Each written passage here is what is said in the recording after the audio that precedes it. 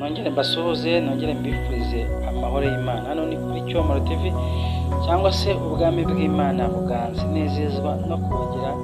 Imana yanjye ndabakunda cyane kandi pe mba numva nshaka kubaha ikaze rihoraho ry'ibihe n'ibihe, mbifuriza gukomeza kugubwa neza, mbifuriza amahoro y'Imana, mbifuriza mbega kuhaha mukaronka mu buzima bwanyu mwese. Inshuti zanjye nkunda rero, nezezwa n'inama n'ibitekerezo mumpa bya buri munsi, kandi mukamfasha kunganira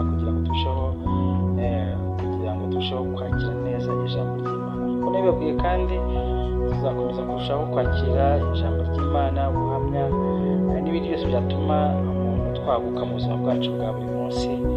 Imana yacu ni ishimwe cyane. Ndakuramukije rwose wowe aho uherereye hirya no hino mu gihugu cyacu, hirya y'igihugu.